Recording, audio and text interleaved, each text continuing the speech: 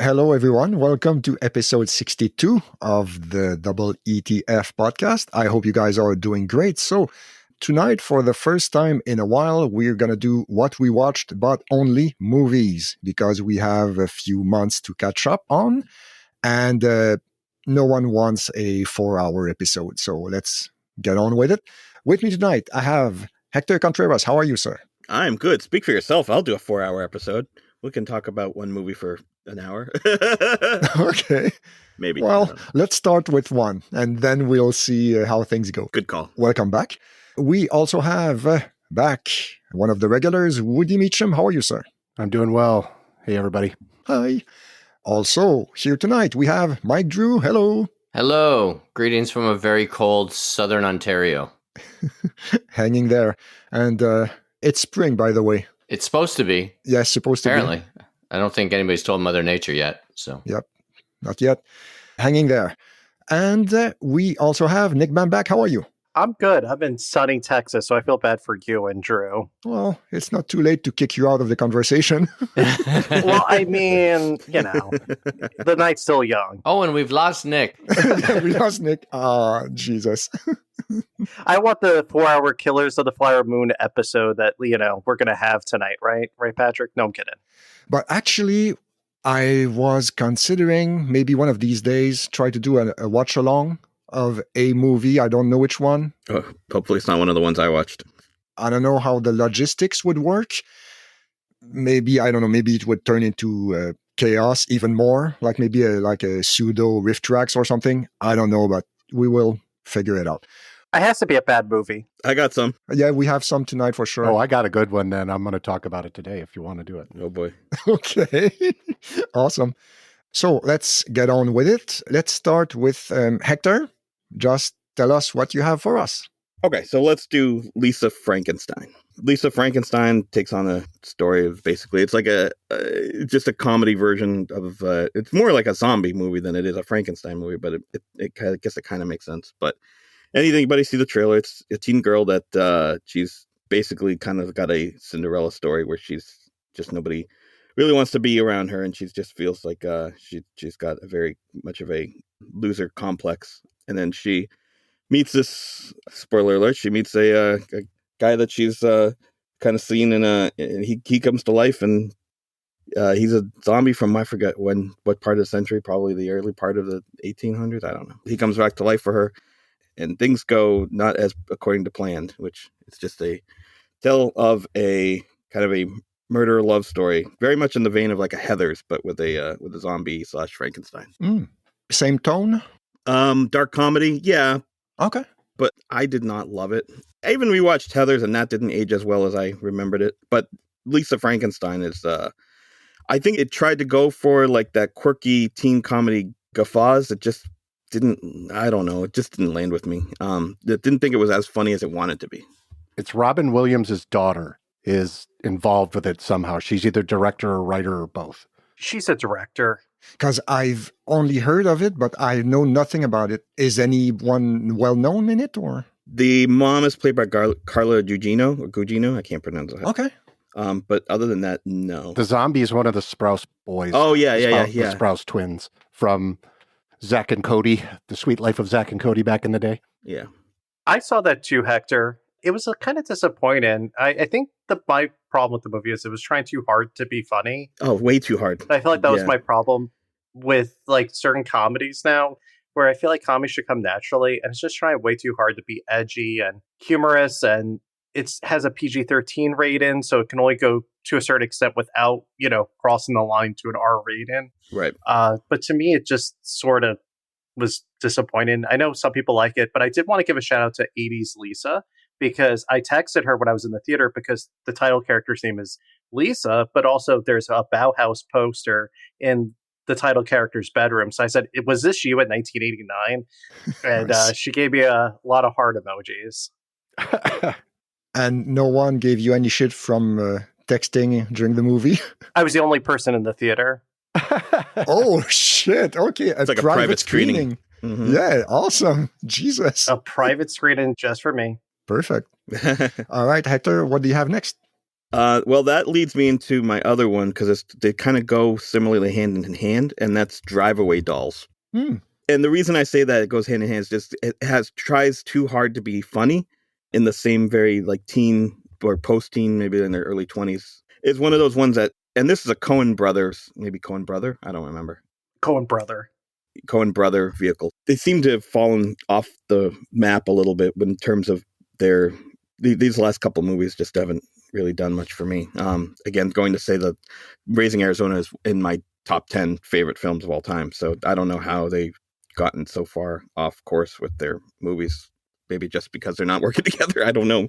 This is a road comedy. There's two girls that, unbeknownst to them, have some sort of thing in their trunk that they don't know about that is worth a lot of money to some gangsters. And so the gangsters are following them while going from New York or wherever they are to Florida. So it is a road comedy in the vein of just like they're two girls that are trying to make a new life for themselves down in Florida. And meanwhile, they're being chased by two or three gangsters trying to get what's in the trunk. And comedy, quote unquote, ensues.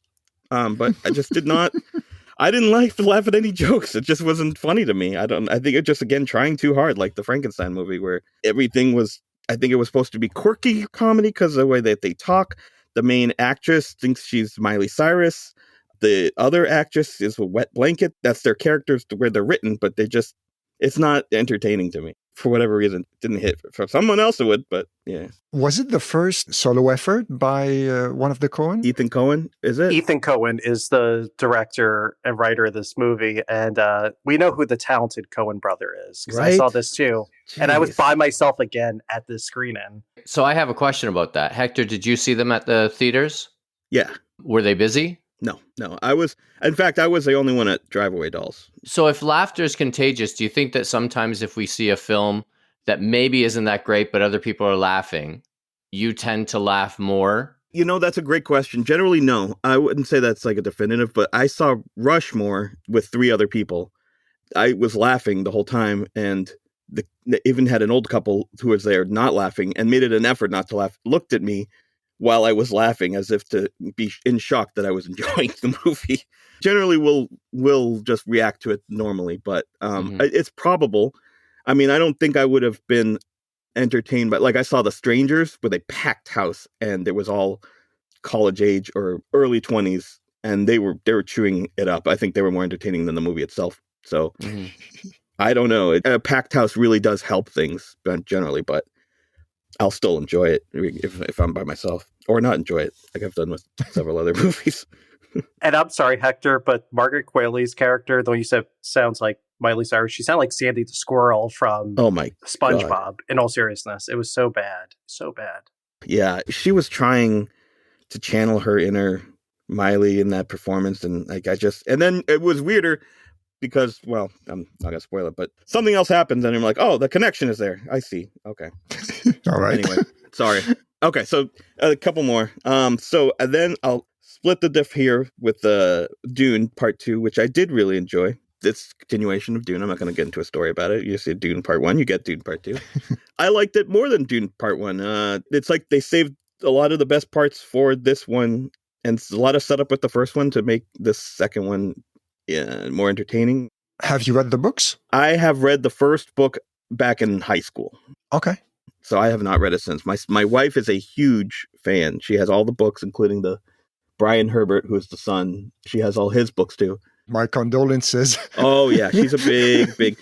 She's like mid 20th century sci-fi geek. She loves the H.G. Wells. She loves her favorite book is the Foundation trilogy. Oh, wow. She's an old school sci-fi. So these Dune books are like embedded in her brain. Like she knows all the material, but we had to see it separately because of the kids. So I went, and then she went a couple days later. She loved it too. There are minor changes, but I think they actually work for the better as opposed to the book. There's certain things in the book that don't work nowadays, and that this works a little better. Yeah, I mean, without going into spoilers, I saw it as well. I really liked it. I'm still not sure if I preferred part 1 or part 2. There is more action in part 2, but I don't like, okay, not really spoilerish, but I don't like what they did with... It's been out for 2 months. You're not going to spoil it. No, okay. But like, I don't like what they did with Javier Bardem's character. He's too much comic relief in this one. He does have a few quips, doesn't he? I get how he switches to, like fanatic almost, but I felt like he overdid it a little bit.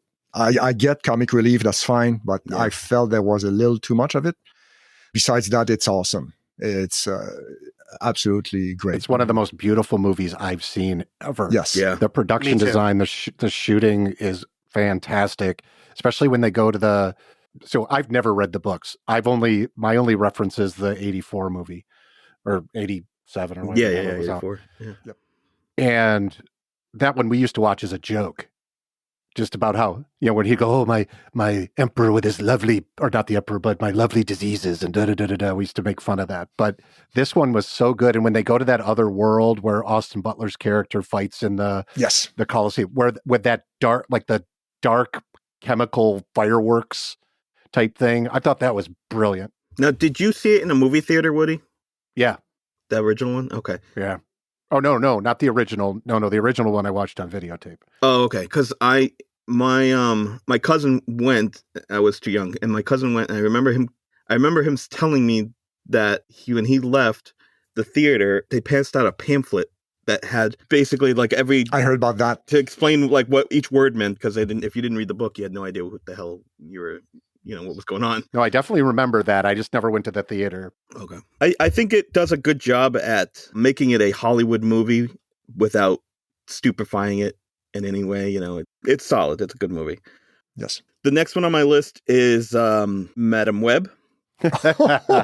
Now, you're probably wondering why. I have thoughts. Yeah. Oh boy. Wow. This was just a time killer. But yeah, I could have done so much with my time. Oh God. Wow. Yeah, Madam Web was rough, to say the least. It's flashy, and some of the CGI is good, some of it is shit. Some of it is good, some of it is shit. Sometimes it may be good, sometimes it may be shit. Yeah. There you go. The story was just all over the place. The performances were all over the place, mostly not good. The fact that the actresses are not like endorsing the film makes sense, because I think word got out really quick that the fans were like not digging it. So it makes sense that they're just gonna at this point just probably the strangest press tour I've ever heard of. Right? It's bad. We were talking about oh gosh, what's the Samuel Jackson show he's doing for Marvel, and how it was just very by the numbers. Secret Invasion? Yeah, and you know how that's just felt very by the numbers, and this is even worse than that, where they just plugged into AI, said, give me a Marvel script, and they tried to do their own version of a Marvel script, Sony. Ouch. It just failed in so many levels. Yeah, do not recommend that one. And then I saw Ricky Stenicki. Ricky Stenicki is pretty good. It falls right in the middle. It's a good comedy. It kind of brings you to that late 90s, early 2000s, post-swingers, like just raunchy bro comedy. There's some good jokes in there. John Cena plays the title character. It's worth a watch. That's Amazon Prime, right? That's on Amazon Prime, yeah. Because I was going to watch that. It looked to me to be more Hangover-ish than Swingers. I would say even it's more, I want to say American Pie. I mean, it's Zac Efron and his buddies, so they're all that age. It's not. Is it? Well, because it was kind of like when they had Tag a few years ago. Yeah. Think of Tag. Think that's a good barometer. Okay. It's fine. It's just a good movie to, just sit and pay your bills to. Well, that's quite the endorsement. Right? Like sometimes you just need escapism. That's a good escapism movie. So, yeah. Especially after all the Oscar movies we watched. So I'll give a middle thumbs up to Ricky Stenicki. And then the last one I watched was Roadhouse. Yes. Yep. All right. Yep. Oh my God. Oh boy. Now, keep in mind, I hadn't seen the 80s one in a long time. It's probably been a few years. I rewatched most of it maybe 2 years ago. And I was like, okay, got it. I don't need to finish it. Remembered it well enough. So the whole time I'm watching, I'm like, good Lord, this is like a Van Damme movie. And I'm like, oh my God, no, it's not. This is like Roadhouse. I was literally watching the same plot. And I was like, why am I complaining? Like, why do I hate this and not shit on the Patrick Swayze one? Oh, it's not though. But to me, no. I saw it too last night. We watched it last night, and I'm just keep going. But Yeah. It is bad, and I'm like, why do I hate this and not? It's the same plot to Van Damme movies. Like half of the Van Damme movies are the same exact plot, and I'm like, well, those just got borrowed from the '80s. From Roadhouse. So it's the same. It's not. If you were to put it on paper, it's the same movie, but they change it in a very fast and furious, flashy. The jokes didn't work for me. I don't know. It's mostly Jake Gyllenhaal's fault. He wants to be Van Damme, but he's still Jake Gyllenhaal. So he's still trying to put on some sort of acting performance, but he's got nothing to work with. So I just want to make you laugh, Hector. So you compared the last movie to Swingers, and that director of Roadhouse is the director of Swingers. Doug Liman, you're right? Yep. Yeah, yes. That's probably why it's been on my head. And he did really good movies like The Bourne Identity and Mr. Smith and Go was yeah. amazing, and Edge of Tomorrow as well. Edge of Tomorrow is a great movie. That's a great, yeah. I don't know if it's all Gyllenhaal's fault, but it's like every decision that was made was the wrong one. Like, if we can talk about the old one for a few seconds, the old one was both the best movie ever and the worst movie ever at the same time. And Yeah. agreed. in the same scene, sometimes it was like a Schrodinger's movie, like both shit and Yeah. great at the same time. What movie are you ever going to get someone that says, I used to fuck people like you in prison? Yes, yeah, also that. And the thing is, Patrick Swayze was a better character because you had the philosophy thing and the fighting thing in the same person. And I don't know, like it made for a more interesting character. And we don't have that with this version. It started off so good. Like the first 5 minutes, he's like, you set up this Stallone-ish type character where everyone just like, oh, the legacy of this guy. It's a very mystery about him. And then there's nothing. He's just Post Malone out of nowhere. I know that. I thought that was so wild because I literally looked at my wife. I'm like, do you know who that is? She goes, no. I'm like, fucking Post Malone. Yeah. Yes. Yeah, that's crazy. And also, I wrote down a couple of things. I thought the fights sucked. Yeah. Honestly. And then you have this rotating camera like Matrix style going around. Well, hold on. bar. Listen, the CGI is the important part, though. Yeah, but the CGI didn't help at all, I thought. And Conor McGregor sucks. Oh, God. Yes, he does. As a person and as an actor, absolutely brutal. Yeah. And I underlined one word. As opposed to the old one, I felt that this one could be summarized almost in one word: charmless. Yeah. Yeah. The old one had a certain charm, Yep. a little something to it. I will agree with that for sure. Very flawed movie, of course, but there was a little something to it. Yeah, because And you not have on that this one. 80s montage, and Patrick Swayze is such a charming actor. Yeah. Jake Gyllenhaal is just flat, just nothing from him. I'd say that most of the time he is good. Like in Prisoners, he was awesome. In Nightcrawler, he was awesome. Source Code, he's good in that too, right? Yes, and Nocturnal Animals as well. But in this one, I don't know, bad decisions, I guess. all around. But Yeah. I cannot blame him on his physical training because he is jacked. Something fierce. So I have a theory on Jake Gyllenhaal for a sec. I always think he's like a good actor, but I think he takes a lot of things below his caliber, and it's sort of like a pay the bills type of thing. Like, oh, this project is going to go to my beach house, or this project's going to go to this expense. But like, you know what I'm trying to say? Like, you can kind of tell, I don't know about you guys, when an actor or actress has like their heart in a project. And I feel like you could tell when he's not really. Take a paycheck. You know what I'm trying to say? Do you have examples of him just going through the motions? Oh, yeah, there's so many. Like, Okay. there's the one that he did a few years ago, the Michael Bay movie. Ambulance? Yeah, like, that's a good example one. And then Okay. there's just so many examples of where you're just like, what are you doing, man? Like, you are a good actor. Well, there was some scandal around this one, though, because they told him it was going to be released in theaters, and then Amazon pulled it back Right. and just put it online because he thought that this was going to be his from what I read, this was supposed to be his blockbuster, post-COVID blockbuster movie. And then when they pulled it back, which now I can see why, it Yes. probably still would have done decent numbers, but it would have been more Madame Webbish than I think anything else than that. And then the other comment is he never says pain don't hurt. Yes. I mean, I was waiting for that. There Yeah. was like 4 times he could have said it. Same. And there was this one time incredibly flat joke when they were fighting at the end. I don't care if this is spoiler city. This movie is shit. Everybody should avoid it. Yep. Next to the piano, he Oh, said yeah. something like, the piano is out of tune. Yeah, this is out of tune. There's a lot of And McGregor says something else. And it was like, what the fuck? Cut this joke out. It's shit. there's a lot they could have cut out. And the movie is like 2 hours and 3 minutes, I think. That's way too long. Unnecessarily long for Yeah, it was long. Yeah, absolutely. Yeah. And it mostly could have been cut like there's a whole section of the film where one of the characters' dads is involved. And I was like, you could have cut this whole character out of the movie completely. And, when Dalton was in the backseat of the police truck and we see the sheriff kind of in the foreground but out of focus, I expected like a world-class cameo. Yeah. Like, put, I don't know, Robert De Niro there or something, like just to steal the show for like 2 scenes. Yeah. 10 minutes screen time and, job done. That would have been It's something. funny that you said De Niro because he seems to be like the guy that shows Put him. Sam Elliott as the sheriff. Yeah, that would have been fun. There you Sam go. Elliott.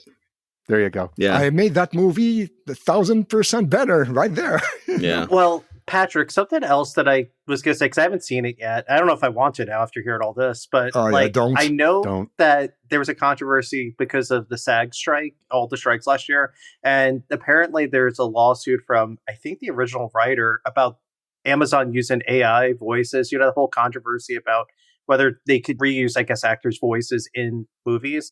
Apparently they did do that in this movie. And there's this whole lawsuit now that's Really? come out. It was in Variety. Let me see if I could get you guys a link. But I'm just fascinated because I don't doubt that for a single second, especially something like Amazon would do. Like, did they use it for like to ADR one scene where they couldn't get the person to come back to the recording studio or something? Yeah, and like background actors and noises and stuff like that. So wow, that sucks. It does. Is there a house band? Like, obviously it was Jeff Healey So that was one of my 2 things. They had a different band every night. Yeah. And if this is supposed to be a place that's in trouble, how are they getting different bands every night? And then the second pet peeve, because that was my whole thing about when Jeff Healey stops and goes, "Everybody, this is Dalton." That kind of thing. That was really cool. And that's how most of us got introduced to Jeff Healey was in that.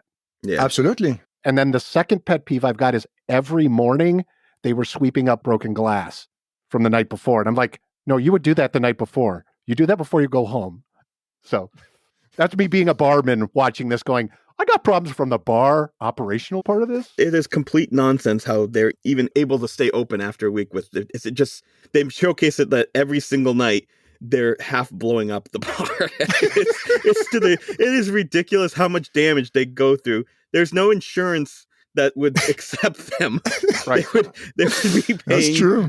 And a guy actually yells, "Bar fight!" Yeah. Oh, it's yeah, so what the- bad. On. What is it? Animal House? Yeah. Yes. Yeah. Gutarski's going to show up and blow chunks of food in your face. I was really surprised at how bad it was, honestly. Nick was right. It's Doug Liman involved. What is he doing there? That's a good question. That's the best part of this whole thing is that he was like legitimately mad. He's badmouthing the movie apparently, like on the presses because he was told that it was going to be in theaters, and then Gyllenhaal's like, no, it was never going to be in theaters. So it's like Madame Web again, deja vu. We gave that way too much time, you guys. Everybody, we apologize, but don't watch it. We did. Good point. Yeah. Sorry, but sometimes it's good, to gang up on the movie Gotta and vent. crap all over it. Yeah. Oh, I had to vent about that one. I've held that one in too long. And then the last thing I saw was Taylor Swift's concert. I don't need to talk about it. The concert movie was great. That's it. Okay. All right. Hector, did you get up and dance? Oh, did I dance at them? No, I was doing a whole bunch of stuff while I was paying bills. Paying bills. Taxes. Paying bills. Yeah. Paying bills. Exactly. Great minds. Yep. I wish I had seen it in theater. It seemed like it would have been like another situation where if it was a packed house, it might have even brought it up another notch. But It was everything. just at home, it was nice. So Thank you, Hector. Woody, what do you have? All right. So covered a couple already, so I'm going to skip those. All right. I'm going to start out with, so I went to see Poor Things in the theater. And I got about 15 minutes into that thing and was like, what the hell is this movie? And I got up and left. Oh, wow. now, what was the last movie you walked out of? Before that, I can't remember. I don't think I've ever done that. That's what I'm saying. Is like I haven't walked out a movie But Been so a I long got time. up, I walked out, and I went into Argyle. Oh my And- god! Oh my god, what the fuck? I didn't know anything about it other than it was supposed to be a spy movie kind of thing. I really liked it. And I know some Oh. people are going to shit on it. I didn't know it was a Matthew Vaughn movie. Okay. And I'm watching it the whole time going, man, this is like Kingsman. And then to find out at the end it's a Matthew Vaughn movie. I really enjoyed it. I love that stupid shit. I just, the goofiness of what it was. And I mean, it's got Sam Rockwell, for crying out loud. How can you not like Sam Rockwell? Well, He's awesome. Bryce Dallas Howard as an action hero was something I never, ever expected. Bryan Cranston, Catherine O'Hara, Dua Lipa, John Cena. It was just like, wow, this is kind of fun. And I know I'm waiting for Nick to shit on it because I know it's going to happen. But I really enjoyed it. And then when they tie it off at the end, because again, spoiler, but if you watch it, who cares? It is a tie-in to the whole Kingsman universe. So I could see him keeping going with it. But I really thought it was fun. And it was just one of those, didn't know anything, walked in and it was cool. So I'm going to sit back and let Nick shit on it now. So I'm going to tell you, Woody, I was laughing because I don't think I've ever heard, in a sense, I left Poor Things to go to Argyle. That's usually the other way around. yes. Because I will say, though, I've seen the trailer for Argyle probably 24 times, 3 times in the last probably like 4 or 5 months. So I wonder who the fuck Argyle was at this point, because I was like, who is it? And it's not bad. It's just very mediocre. And everyone just looks so bored. And why is it 2.5 hours? And the plot 2.5 twist, hours. it's like, Oof. okay, fine. But it's not as bad as other people are making it out to be. But it's also just not good Well, either. Apparently, it's better than Poor Things to Woody. Yeah, because then I ended up watching Poor Things, and Poor Things sucks. Oh, No, no, it that doesn't. movie was Yeah. so good. No, that you was guys Did already you at talked least- about it. I had to miss that because I couldn't talk. Did you at already least talked like about Mark the Poor Things. Ruffalo? Because I think he had some great one-liners out of nowhere. Yeah. Yeah, no, we're not talking about Poor Things. No, I'm not letting you go. Oh, all right. Well, no, you cannot do that. Like you shit all over Poor Things. Like, no, you're done. We're done. We're done. I'm calling armistice. Emma Stone's performance. It's so good. Like, she deserved her second Oscar. Oh, no, Like, no, she that- was great. The movie sucked. It looked great. Do you like other Yorgos Lanthimos movies, though? Like The Favorite or The Lobster. Kill Under the Sacred Deer? Did you like those, Woody, out of curiosity? I haven't seen any of them, so no. Yeah, that explains it then. Yeah, probably yes, in part. But honestly, Woody, and I don't mean anything bad by that, but you're the first person to say anything positive about Argyle that I've heard. Hey, I'm going to watch it tonight based on your polarizing between two of you. It's not great. I'm not saying it's great. I'm just saying Sounds it's like you're fun. saying it's the best movie you've seen in Okay. the last decade. It's the best movie I've seen this year, you guys. So, did you like... I did think the cat was kind of cute. I know people are crapping on the movie, but at least Right. the cat was kind of cute. Did you like Kingsman? I loved Kingsman. I loved Golden Circle. I liked The King's Man. Okay. There were 3 of them? I only saw the so first one. I'm a Vaughn head, maybe? A Vaughn head. What else did he make? He did the Layer Cake and X-Men First Class. Oh, Layer Cake. I think that was him. I like those. Layer Cake was that first pre-Bond when they picked him as Bond because of Layer Cake. Yes, I think that's it. To Woody's defense, though, I think people on like Letterboxd and the internet and social media, they really crapped on Argyle. It's not that bad. It's just not great. You know what I'm trying to say, Woody? If you like Kingsman, you will like this movie. No, I get that. But I'm saying, like, sometimes people like to just crap on a mediocre movie. And, like, I don't think that's nice either. You mean like Roadhouse? So I kind of appreciate that you liked it. We're not here to be nice, Nick. Oh, I know that. We're here to shit on everything. The ship has sailed on that. Oh, yeah. But I'm here for a good time, not a long time. And you don't need nothing but a good time. Woody, I'm going to tell you what you told me in the last episode I was on was love what you love. Right. Don't worry what the haters say. Just Exactly. No, yeah, absolutely. I get that. Absolutely. But it was just an interesting contrast. You know, I hated Poor Things. I really enjoyed Argyle. That's interesting. That's me in a nutshell, everybody. Yeah, they are two totally different animals. All right, moving on. Yes. All right, next one I've got is Damsel on Netflix, which is the man, that's on my list. I always want to say Billy Bob Thornton. What the hell's her name? Millie Bobby Brown. Millie yes. Bobby Brown. Millie Bobby Brown. There you go. Yes. It's a damsel movie, obviously, because that's what it's called, but It was, again, it's on Netflix, perfect Netflix, Friday, Saturday night movie, sitting on the couch with the wife. It was just a fantasy, had a couple good twists in it. I thought the CGI for Netflix was pretty good portrayal of a dragon. So I'd recommend that one. I thought it was pretty good for kids too, because she's only 19, I think, in real life. And so good story about women empowerment and all that type of stuff. I thought it was pretty good. Next one I've got, so I just went and saw Ghostbusters Frozen Empire right before we recorded today, right after seeing Pat Francis's post on Facebook about how he shit all over it. I really liked it. I thought it was, I am a kid of the 80s. That was like my high school. And there was enough callback to the old days, new stuff, good twist, but still good, like super bad that they had to fight. They bring in Kumail Nanjiani as kind of a supporting character, and Patton Oswalt is another one that I just really enjoyed it. Did any of you guys see it? Not yet. I did. I saw it Friday night. It was packed. Pat loves to give us hot takes. We love Pat, but I enjoyed this Ghostbusters. The thing is I don't know what people were expecting going into the movie then, because to me, it, like when you see Dan Aykroyd, Bill Murray, Ernie Hudson, it evokes nostalgia, right? And I think it had a good balance of trying to introduce these new characters or like recent characters into this familiar territory with these beloved actors and comedians. And I laughed. I thought it was funny. And I mean, I got my money's worth. It's a good popcorn movie. How does it compare to the previous ones? That's exactly what I was going to ask. The other one I liked, I think, a little bit better just because of the whole Harold Ramis thing at the end of it. Yeah. That like really hit me hard. This one was still, I thought it was good. It wasn't, it wasn't good I as would Argyle. recommend seeing. Pardon me? It wasn't good as Argyle. Yeah, on the Argyle scale of the A filming. little better than Argyle, maybe. Right. I saw it in actually the same theater I saw Argyle in. Maybe that's my theater now, that, the same. Maybe the drugs that they pumped into the venting Right, system, they were still in there. Yeah, Theater 7 at the Lake Ride Theater. the snake on Theater 7. The only problem was there was a bunch of little kids in it. Like little kids, and they were talking the entire time. And there was a woman sitting next to me who was probably my age on Facebook almost the entire time of the movie that I almost lost my shit on. So, but I still enjoyed the movie. All right.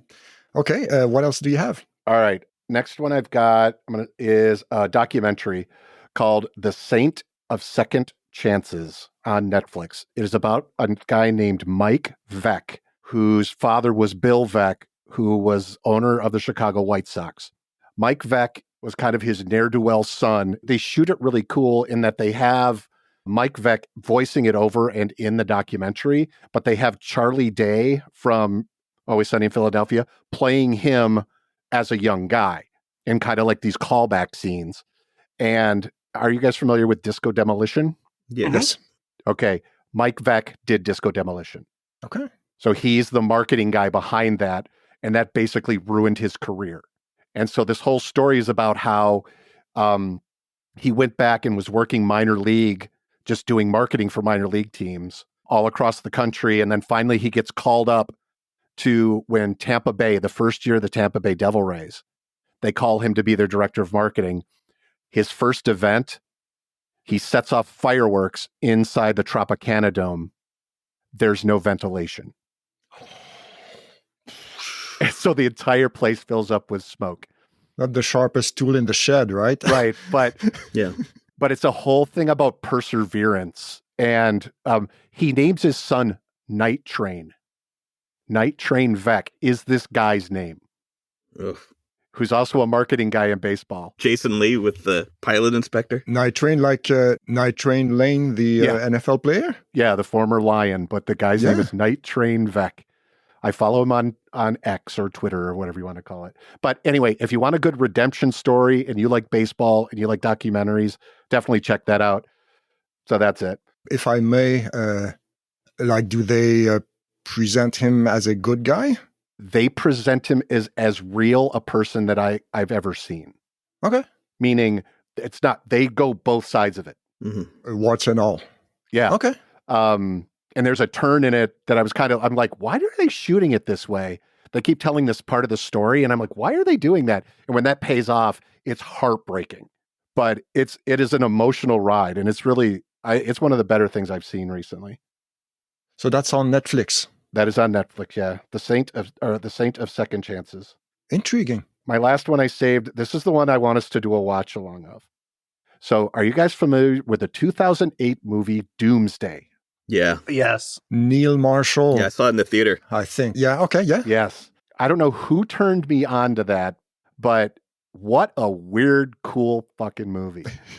It literally is like 6 movies in one. It's Contagion. It's Game of Thrones. I remember they go through a tunnel and all of a sudden it turned into like a Mad Max type of movie. Right. Like, yep. Like first Mad Max. And I was like, what the hell? Did I just walk into another theater by accident? Get like, did I go into theater 7 and then this ventilation went off? Is that right? It was such a cool, like weird, it's a weird Saturday movie. afternoon movie that somebody said, oh, you should watch this. And I did. And I was like, oh, this is a perfect, but like one to just bash on because they don't say anything of note in the entire movie. So we could talk all over the whole entire thing and not ruin it. So bizarre. Yeah. That's the one he did. Now, Neil Marshall, is that The Descent or am I conflating that with? Okay. I think so. Yes. Yes, Yeah. he did. Okay. So yeah, that was like his follow-up, I think, to that movie. Oh, wow. Okay. I didn't know that. I think so. Jesus. The Descent is pretty good in case anyone's wondering. I think I'm the only person that thinks it's just okay. I think The Descent is Oh. okay. A lot of people would put it as their top 10 or top 20 horror movies, but I thought it was okay. That's kind of how I felt about another one that everyone loves. Oh God, I can't remember the one about The Godfather. No, another horror movie. It follows. Citizen Kane. I saw It Follows in the theater by myself, and I was expecting to be terrified, but it just kind of left me like, okay, that's all right. And that's another one everyone loves, but I'm only like so about it. Can't win them all. All right. So, Woody, do you have another one? That's it? Nope. That's it. All right. Thank you. Thank you. Mike, what do you have for movies? All right. Since the last time we actually spoke, I've actually watched 5. So I've got all 5. Woo! Nobody's mentioned any of them yet, so I'm quite happy. I'm going to start with the worst. So there's a Netflix movie called Lift. It's with Kevin Hart, and it's not very good, and I wouldn't watch it. Is it about what he wears in his shoes? Just, it's one of those heist movies. You know, I like Kevin Hart, but I found this, other than the scenery and, Vincent, and I always say his last name wrong. What's this? Vincent D'Onofrio. Yeah. He's great. He's kind of a scene stealer, and he's not in it very much, unfortunately, but he's one of the few redeeming qualities about it. Avoid. I don't know. Has anybody seen it? No. Yeah. I've just saved you 2 hours. You're welcome. Thanks. Next, I would go with, so before I got rid of Apple, I watched The Family Plan with Mark Wahlberg. I liked it more than Lyft. I'm not going to claim it's Citizen Kane by any stretch. But it's fun, and especially if you've ever done a road trip with your family. It's silly and... Is that where he's a spy? Yeah, a spy or former something? spy. Okay. It's a Mark Wahlberg comedy. He's still kind of a badass, but he's also a family man. So it's like, covering a whole bunch of bases at once. So you're describing me to people. Thank you, Mike. Yeah. Well, they got to get their inspiration from somewhere. It's a 6.3 rating on IMDb. I'm looking at it right now. That's probably accurate. That is something I would say, like, hey, it's raining on a Friday night. You don't have anything to do. You'll get a couple laughs out of it. And your taxes are done. And my taxes are done. Bills are paid. Okay. That's an inside joke there, folks. So that one was all right. I wouldn't get Apple to watch it, when you get your free 30 days when you buy your next iPhone or something. Maybe check it out then. Do you know why you get Apple? So you can watch Slow Horses. That's right. And Ted Lasso. And Shrinking. And Shrinking. And there's another comedy returning called, I want to say Expecting, but I think that's wrong. It's really good too. The name will come to me. Self-Reliance. I watched it on Crave up here. Oh, Woody put up his hand for those folks at home. Jake Johnson and Anna Kendrick. Yeah, it was weird. Look,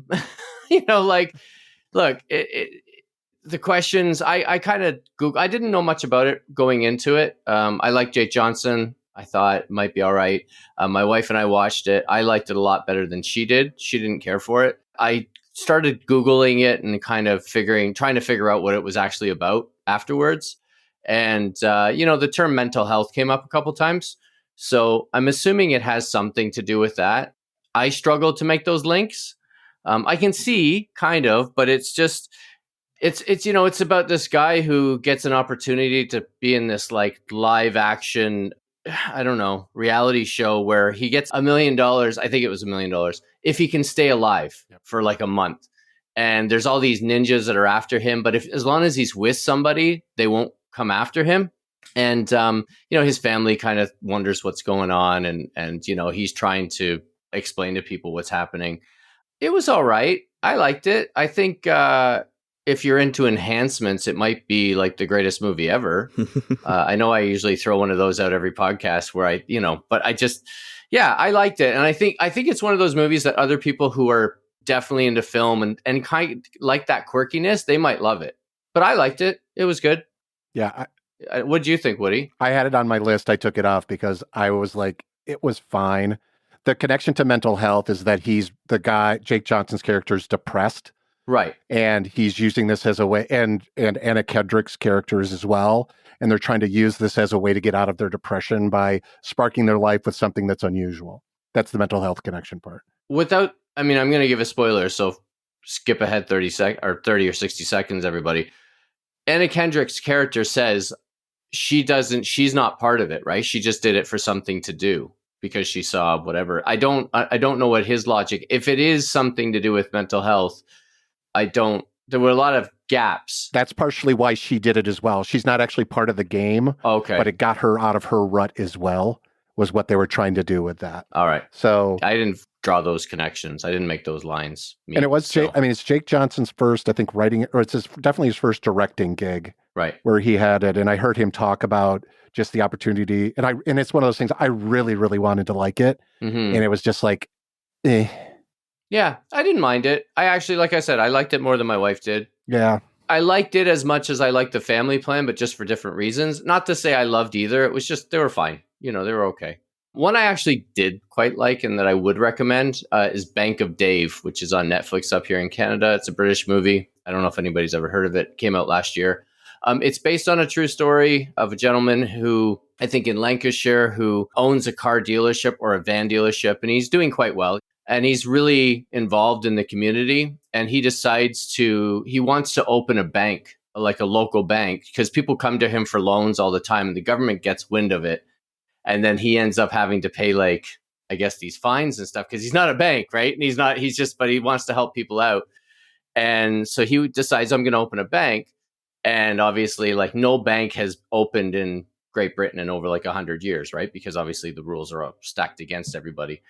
But it's about that and how they do it. And it is based on a true story. Up in Canada, we would call it a credit union because the whole premise of the bank that he wants to open is that all the profits go back into the community. Mm-hmm. And, if somebody needs a loan to help them get through a dark time or to open up a business or something, he wanted to be able to do it properly. And it's quite sweet, and again, I'm bringing the sweet movies, right? I'm I'm not bringing the movies that are going to make you depressed or whatever. But this is definitely one of them. And I liked it. It was fun. It's not Citizen Kane, but it is a good movie. So I would. It's not Argyle. The title of this episode is "It's Not Citizen Kane." That's right. But no, it's on. I just checked. It's it's on Netflix here in the States. It reminds me a lot of the Oscar live short. The Barber of Birmingham? Barber of Little Rock. Little Rock. Yeah. Little Rock, yeah, that one. It feels like the same kind of story. Yeah, everybody's kind in it, and you know what I mean. And the banker obviously finds love as he goes into this little town as he leaves, or the lawyer, as he comes up from London to help out. Yeah, it's fun. I liked it, and it's sweet, and it's got a nice story to it and stuff. And my final movie, which I only watched last night, is another Netflix movie that just came out this year. It's called Orion and the Dark. It is a DreamWorks CGI. It's about a boy who is scared of a few things. The main one being the dark, and Paul Walter Hauser does the voice of it, and he basically goes out with him for the night. And it's actually, the premise is actually very clever, and it takes a real kind of interesting twist at the end. I won't give it away, but if you're looking for one of those movies that you want to watch with your kids, I think they'll just laugh at the funny slapstick stuff, and the adults will look a little deeper, like the DreamWorks films sometimes lend themselves to do. And yeah, I liked it. I would definitely recommend that again for that situation. So You said it was on Netflix? Here anyway. Okay. Yeah. It is. I just checked it. It's in the States as well. So what's the title of that last one? It's called Orion and the Dark. Okay. So Orion is the boy, and the dark is, like his fear, and a pretty interesting premise. Like I won't give much away here because I think this is something that people could watch and enjoy. And but Paul Walter Hauser, like I knew the voice right away, and I'm like, why do I know this voice? And then it's him. And there's other people like Colin Hanks he's in it, as like his voice is in it too. And I'm sure there's other people that recognize this one, and my wife recognized that one, and so yeah. But I liked it. All right. Thank you, Mike. Nick, what do you have? So I've seen a lot of the ones that have been mentioned, but I'll get to some of the ones that haven't. I saw on Valentine's Day, Bob Marley, One Love. That was actually good, and I'm a little biased because I like music biopics. That's just something that I usually gravitate towards too, documentaries or biopics about musicians. And I thought the actor who played it, Kingsley Ben-Adir, I think that's how you pronounce his name. I thought he was excellent as Bob Marley. Like, you look at him for a second, you close your eyes and you're like, wow, that looks and sounds just like Bob Marley. I think that it works for the most part. I think sometimes the movie does some awkward flashback moments, and it's almost trying to do too much because it essentially takes place in the later half of the 70s because Bob Marley passed away in 1980. And it's trying to connect some of these dots, and sometimes it's a little too grandiose and sometimes a little too, what's the word to use? Like familiar territory of the biopic genre. Like it's trying to do all these like checklist items. But I think all things considered, I thought it was a really good experience. And I actually have a funny story because Woody said about Ghostbusters is I was in a screening for that, and there was a couple who were making out behind me, and they were talking throughout the entire movie. I actually had to move up probably like 4 or 5 rows. And granted, it was a huge theater because I saw one of those To get a better like view. IMAX. To get a better view, you wanted to. Never mind. Yeah, sorry. he's filming the makeout session. Well, they were literally into One Love. They were literally like preaching to the choir with that movie. But no, it was like I couldn't pay attention because they were talking just audibly loud enough to where you can't really pay attention to what's on screen. And I moved up like 5 rows and I couldn't hear them then. But they were totally making out, probably doing some really questionable things in the theater with other people present. Like Everybody call Atlantis. Atlantis. I feel that there's a song in there somewhere. Nick, I thought you were going to say that you walked out and went into Argyle. You're like, this didn't come with my ticket. What happened? What kind of ticket did this guy get? Does the actor sing the songs? I believe he does. Wow. I mean, I'm not 100% sure, but I think he did. So he was one of the guys. He was in Barbie as one of the Kens. Right. And he was on stage with Ryan Gosling, Simu Liu, and the guy who's playing Doctor Who. All 3 of those guys, well, the 3 guys were background Kens to Ryan Gosling on the Oscars and in the movie. Oh, yeah. He was also in, if you guys watch Peaky Blinders, he was on that. And also that movie, One Night in Miami, about the hotel with Sam Cooke and Muhammad Ali. He was Malcolm X in that movie. Okay. Nice. But yeah, it was really good. I recommend Bob Marley, One Love. It's not a perfect movie, but I thought it was actually really good. And there's a really good Clash reference that's in the movie. So the Clash are my all-time favorite band. So I gotta give them a shout out. Next one I saw, which was not good, was Imaginary. Ew. Oh my God. So Blumhouse, my God. They gave us masterpieces last year, like Five Nights at Freddy's, and this year with Night Swim. Oh God. Oh God, this movie, it just, like, I saw it with a friend, and we both just did not like it. It starts out okay, and then it just becomes this overwrought effort that just defies logic, and it's done in such a bland, convoluted way. I don't know. What is with the obsession with like bears in horror movies, like Cocaine Bear, Chauncey the Bear now in Imaginary. We got the animatronic bears in Five Nights at Freddy's. Right. Like, Winnie the hell? Pooh. Yeah, Winnie the Pooh, Blood and Honey. I'm trying to Google like the last Blumhouse movie that I actually liked because I'm good. There's a lot. Megan. I liked Megan. I didn't love Megan, but I liked Megan enough. But yes, that's probably the best of the bunch. I liked Upgrade. Is that a Blumhouse movie? I believe so. All right, I'll put it up. I feel like that was the real these are what would have gone straight to video, right? And ended up in the video stores in the 80s. Absolutely, Mike. And it's because horror is just such a reliable audience. Like, people will go see it the first weekend or maybe the second weekend, and then it just goes nowhere after that, usually. It ends up on Shudder, which I probably will end up.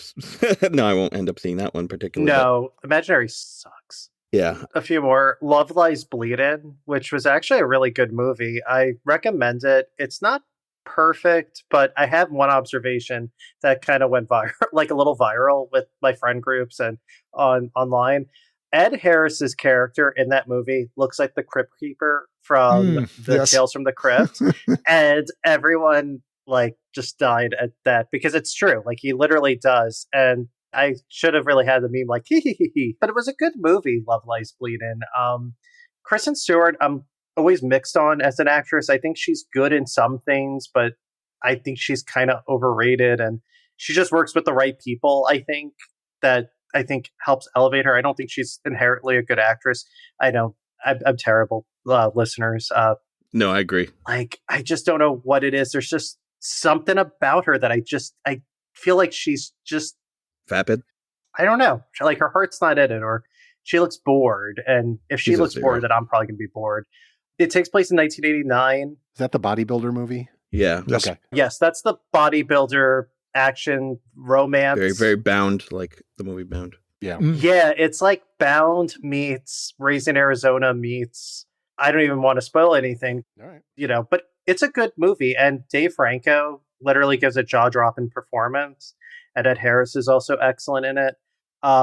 The end is very weird. Like, it's really weird. The movie goes for like a gritty realism for like almost the entire runtime. And then they do something really goofy towards the end that kind of lost me.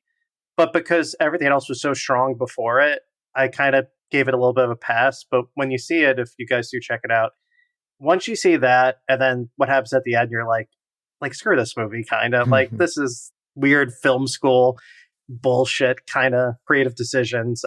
But it's a good movie. I liked it, even if it has a lot of flaws. But that was one. And then I know, Mike, you mentioned The Family Plan. I saw Arthur the King, which is the same director and Mark Wahlberg. Mm-hmm.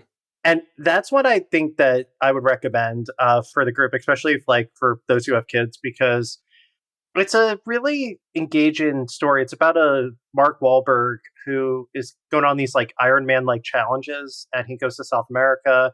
And it's based on a true story of how, he has this like one last chance to sort of win this Iron Man challenge that he's been trying to do his whole life. And he's like in his 40s. He's trying to start a new life with his family. It's competitive racing as a team, though, right?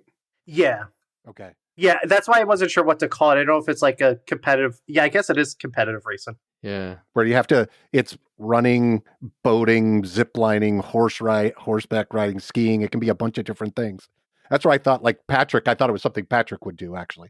But. Yeah, that's exactly what I was thinking. Okay. Is he the main character, though, or is the dog? You come for Mark Wahlberg, but you stay because of the dog. Okay. Because Arthur, the dog. Okay, so we had some really good dog performances recently, like Snoop when Anatomy of a Fall. This dog is so good. Like, I don't know how these dogs and animals can give such great performances. I'm not a crier. You all know this. I'm really honestly not. I almost cried like 3 times during this movie because this dog just tugs at your heartstrings. Like, you don't know what's going to happen to this dog. And just the brutality, and we got a lot of point of view shots from the dog. And yeah, it's so, as a dog lover, it spoke to me quite a bit. The movie's kind of melodramatic, but I'm glad I saw it, and people really seemed to love it in the theater when I was checking it out. But I recommend it. You said, how do they get performances from dogs? Oh, don't go on YouTube and watch how they made A Dog's Purpose. Yeah. Just FYI. Oh, yeah, no, you don't do that. Like, what is that website, doesthedogdie.com? Oh, or, yeah. like, Or how they made Milo and Otis, that dog and cat movie, was basically the same thing as Incredible Journey, but they filmed it in southern China or something like that. But they went through a lot of Otis's. Way to bring it down. He's telling a story about a good movie, Hector, and you just gotta brought his big wet blanket in on the nice recommendation. it actually was good. All right. And then I saw Immaculate, which was not good, really. I mean, Oh. it was okay. That was the one with Sydney Sweeney, where she's like a nun. So she doesn't know Italian, but goes to Rome, barely knows the language. And then she's basically trying to become a nun, and weird shit happens. And something happens in the third act that really is totally different from anything you saw for the first hour. Lots of plot holes. She's good in it, though. I will say that. And there's some good, scary moments, but this type of story's been done dozens of times and better off with other better writers and directors. So Immaculate was okay at best. And then the last one, I just actually came from this screening, but I have to say it because I think this is just like, this is not a Nick pick normally to watch. One of my friends wanted to see this movie called, I can't believe I'm going to talk about this on this podcast, Ordinary Angels with Hilary Swank. And the only reason why I agreed to go see this was because I heard it got good reviews. And I like Hilary Swank. She's got 2 Oscars. She's doing better in life than I am. But what really piqued my interest was that Kelly Furman Craig, who did The Edge of 17 and Are You There, God, It's Me, Margaret, co-wrote the screenplay with, of all people, Meg Tilly. The actress they got her out of a poker table.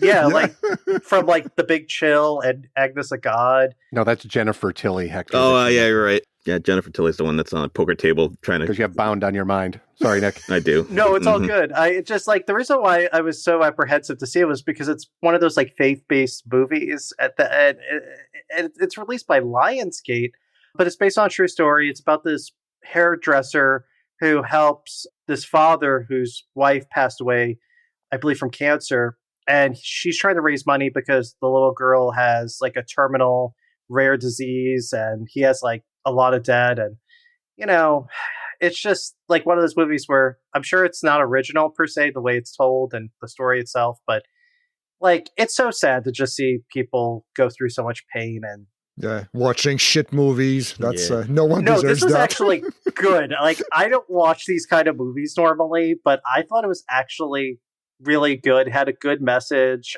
It did not have as much Christian iconography and tones as much as I thought either. Like, there are if you look for it, but it's not like they're beating you over the head like in Immaculate, like the Devil's movie. No, I'm kidding. Because it is like a horror movie. But I thought it was really well done. And the guy who was in it is Reacher, the guy who plays Reacher on that Amazon show. Alan Richson. Yes. Yeah. He was good at it. I mean, I'm not going to like just dismiss it because it's not usually the type of movie I would normally go see, but it was worth it though. See, but that's one of those movies, though. I don't know if they have these up in Canada or not, but it's I call it a bus movie because what religious organizations do, because it was ranked in the top 5 for like 2 or 3 weeks down here in the States. But because faith-based organizations go and buy all the tickets. Yeah, the mega churches to scoop up. That's what happened with, what was that last one that we were... Sound of Freedom. Sound of Freedom. Oh, yeah, exactly. yeah. Exactly. The same thing. We're like, how are they getting all this at box office? And Woody's right. It's mega churches eat up all that box office gets and then just, I don't know, pan them out. I don't know what they're doing. Yeah. They buy the tickets so we don't have to. How nice right, of them. Right. Yeah, but then you end up seeing 2 sequels later. Sound of Freedom 2. I feel like this one, like I said, you wouldn't even really know unless you knew that going in. But I feel like it actually did tell a good story. And it's only rated PG, so it's definitely something for the whole family. Even the believers or non-believers, it's all, I think everyone could take something good from it. But, A religious movie rated R. Yeah. I would like to see that. Passion of the Christ. Oh, yeah. Shit. You got me. Yeah. Did you guys see the trailers for either The Crow or Beetlejuice? No. No. Not yet. Okay. I've avoided them on purpose. Yeah, Okay. me too. Because I have no interest in either. Oh, just honestly. the opposite. I want to see You want to see The Crow? the Crow one. I'm a little worried about, but I'm going to still see Beetlejuice because it's Michael Keaton, and again, that's my wheelhouse of grown up, guys. So that's The teaser doesn't really show anything, so Michael Keaton did himself some favors at the Oscars. Oh, that was brilliant. And you know he Yeah. was dressed as Adam West, right? It was awesome. I agree, Woody. I love Michael Keaton. I'll go see anything Michael Keaton's in. He's such a great actor. All right. Thank you, Nick. Okay, so my turn. My first one would be Eileen. I don't know if you've heard of that one from last year.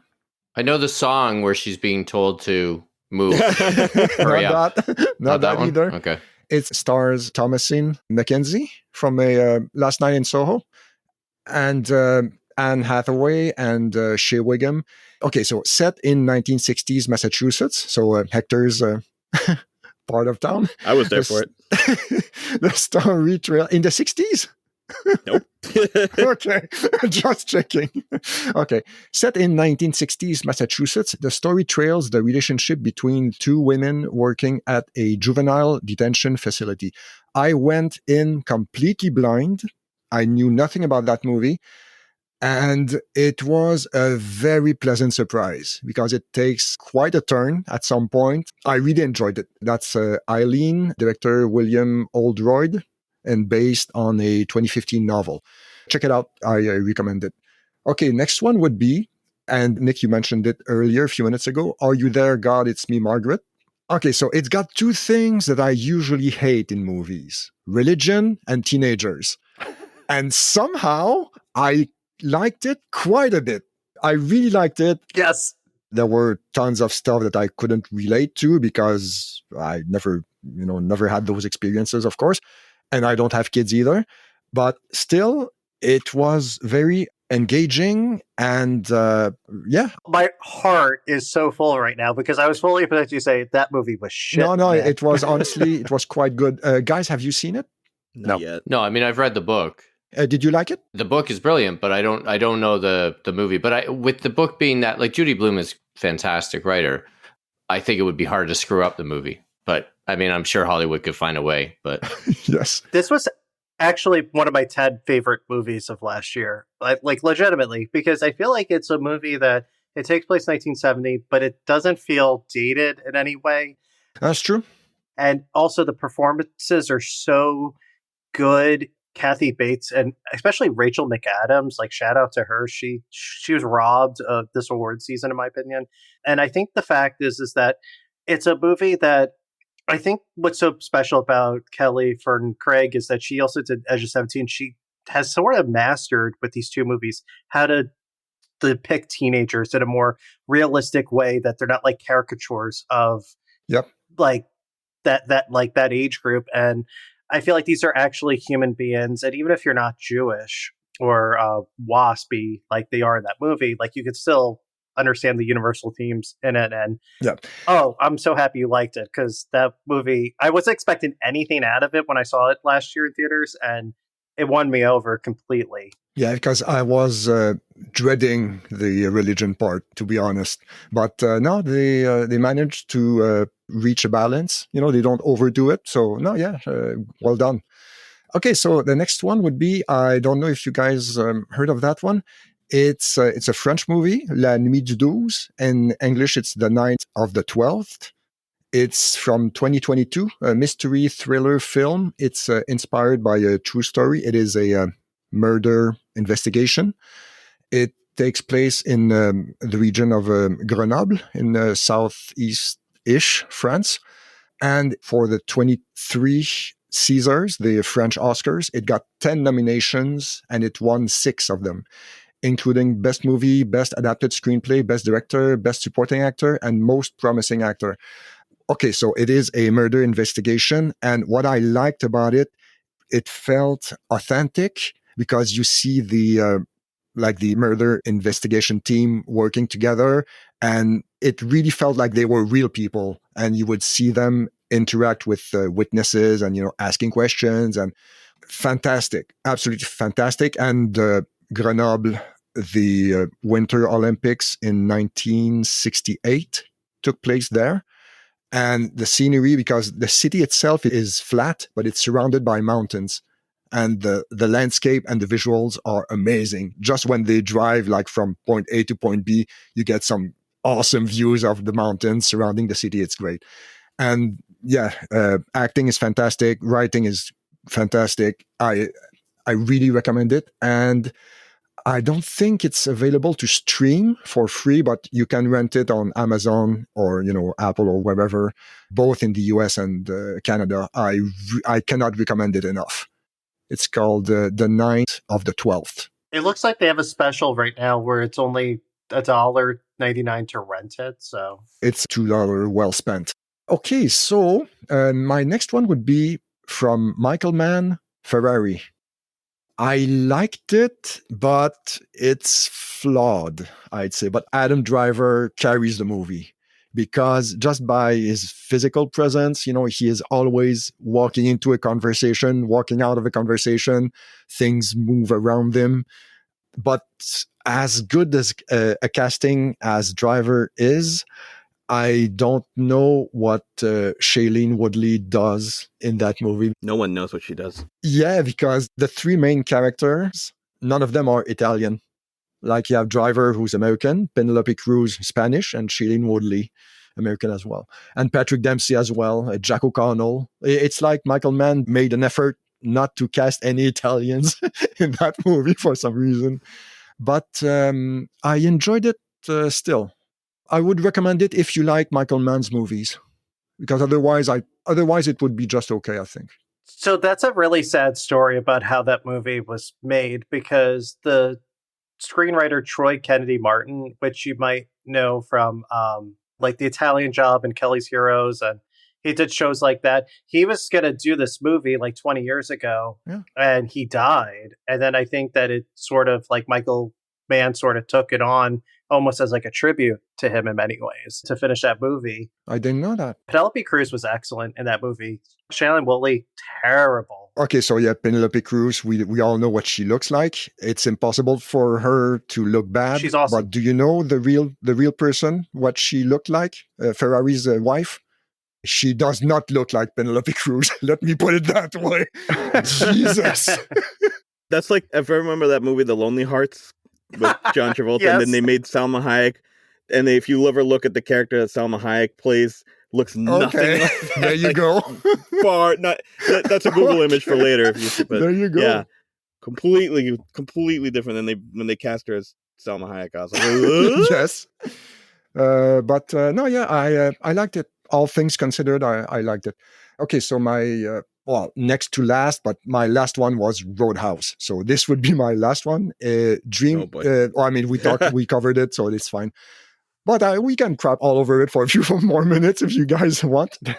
Okay, so yeah, my last one would be Dream Scenario with Nicolas Cage.